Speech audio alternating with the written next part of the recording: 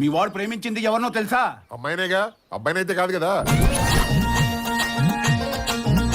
చిన్నప్పటి నుంచి నాకు పెళ్లి అంటే చాలా ఇష్టం, కానీ పెళ్లి చేసుకుందామంటే ఒక్క అమ్మాయి కూడా దొరకట్లేదే. పెళ్లి అలా అవగానే ఇలా రెండో దాన్ని ఇచ్చి పెళ్లి చేస్తాను రా. మీ ఇళ్లలో పెళ్లిళ్ళు శోభనాలు చేయడానికా నేనున్నాను? పెళ్ళిళ్ళు మీరు చేయండి, శోభనాలు మేము చేసుకుంటాం. ఇన్ని వద్దని చెప్తే నాలో ఏదో లోపం ఉంది అనుకోరు. ఇప్పుడు దాకా 99 పెళ్లి చూపులు చూసావు, ఏది సెట్ కాల. ఫైనల్ గా 100 అమ్మాయి నీ భార్య కాబోతుందన్నా.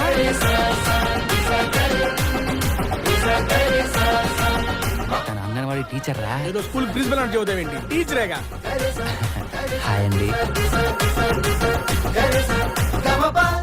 బుల్రాజు పెద్ద ఫిగర్, పెద్ద ఫిగర్ కాదురా, పబ్లిక్ ఫిగర్. రంగన్న రంగత్రి దొంగతనం జరిగింది. ఇద్దరు టీ పట్టరా, కాఫీ పట్టరా. మరేం తాగుతారా? 2 పెళ్లికి దక్కదో పట్టుకెళ్ళిపోతాను. నన్ను పెళ్లి చేసుకోవాలంటే మీకు చాలా ధైర్యం కావాలి.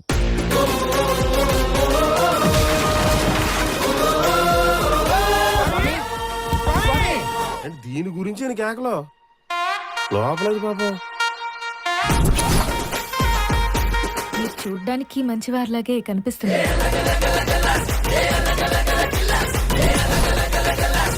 అసలు కిరాణా కొట్టండి ఏమనుకుంటున్నావు? బిల్లలు, బిస్కెట్లు, సోపులు, షాంపులు, పప్పులు, ఉప్పులు, డబ్బులు, కొత్తిమీర, టమాటా, చింతపండు అనుకున్నావా? కాదు, కిరాణా కొట్టేసానే ఎమోషన్. ఎవరైనా హోంవర్క్ చేయకుండా వచ్చారో వాడి కొందరం పెళ్లి. ఇప్పుడే కదా సార్ చెప్పారు హోంవర్క్ చేయకపోతే పెళ్లి చేస్తానని. నాకు తొందరగా పెళ్లి చేసేయండి సార్. ఏంటండి ఇది? ఒక సెంపుకి ఎంత మందా? ప్రీతిరాకు ఒక్కడికేరా. రే ఇంకెంత గిత్త వండిరా. మాయా, కందిపప్పు రేట్ బాగా పెరిగిపోయింది మాయా.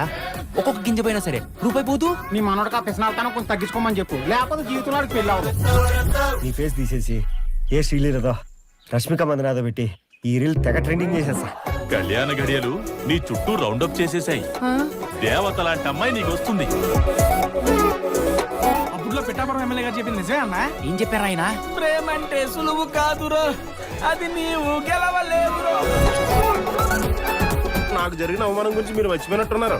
నేను ఇంకా మనసులోనే పెట్టుకున్నాను. పడుకుంటే నిద్ర కూడా రావట్లేదు. అయితే పడుకో మాకు. అబ్బచ్చా, ఏదో ఒక ప్లాన్ చెప్పరా. ఇప్పటికిప్పుడు సిలిండర్ ప్లాన్ అయ్యేటువంటి కష్టం అన్న. నువ్వు ఊసినా చదవడం కష్టం అన్న. ఆరోగ్యమే మహాభాగ్యం పథకం కింద మీ అంగన్వాడికి సరుకులు, కూరగాయలు నేనే సప్లై చేద్దామని అడగటానికి వచ్చా. మీరు చూడ్డానికి మంచివారిలాగే కనిపిస్తున్నారు. రేపటి నుంచి తీసుకురండి.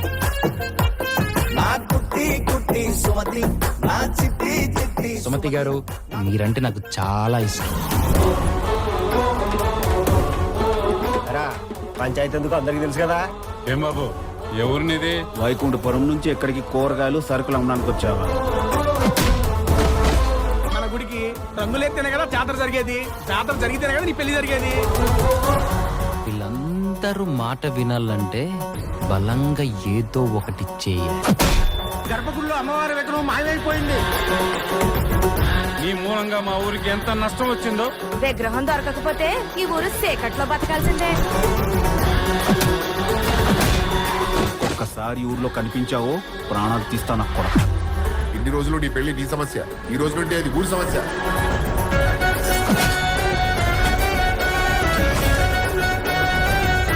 మీరు మత్తిలో ఉన్న పోలీసు వాళ్ళు కాదు కదా.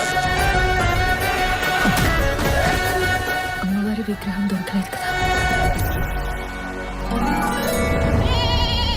ఇక్కడ ఇంకో 2 రోజుల్లో మా అన్నం బలి ఇచ్చేస్తారు.